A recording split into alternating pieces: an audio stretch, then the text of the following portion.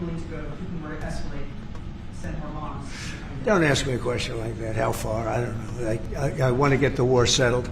They're not Americans dying, but there are a lot of people dying, and on something that should be able to be settled. Having a strong Europe is a very good thing. It's a very good thing. So I'm okay with that. If it escalates further, how far are you willing to go in response? In what? In what? How far are you willing to go if Putin were to escalate, send more bombs? Don't ask me a question like that. How far? I don't know. I want to get the war settled. They're not Americans that are dying in it, and I have a problem, and JD has a problem. It's a stance that he's had for a long time. They're not Americans dying, but there are a lot of people dying, and on something that should be able to be settled. And we all agree with that. This group of people, that, we want to defend our country, but ultimately, having a strong Europe is a very good thing.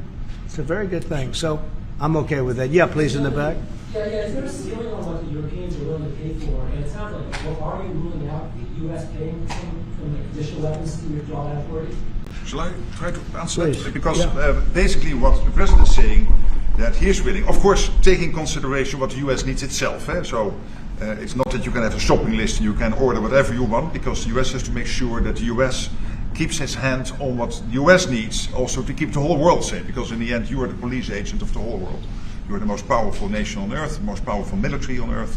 But given that, the US has decided to indeed massively supply Ukraine with what is necessary through NATO. Europeans 100% paying for that.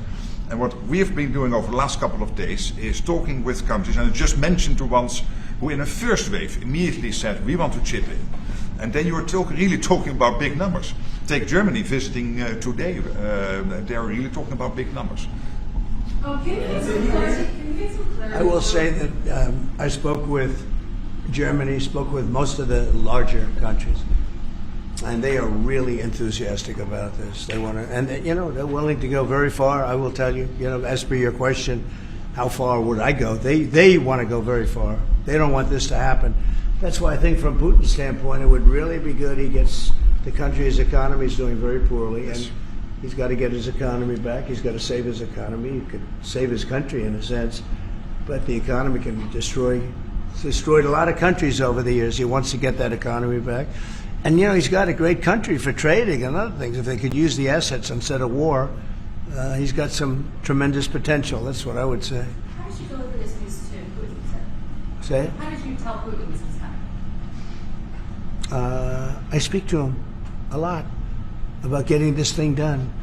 And I always hang up and say, well, that was a nice phone call. And then missiles are launched into Kiev or some other city. And I said, it's strange. And after that happens 3 or 4 times, you say, the talk doesn't mean anything. My conversations with him are always very pleasant. I say, isn't that a very lovely conversation? And then the missiles go off that night. I go home, I tell the First Lady, I spoke to Vladimir today. We had a wonderful conversation. She said, oh, really? Another city was just hit. So it's like, look, he's, I don't want to say he's an assassin, but he's a tough guy.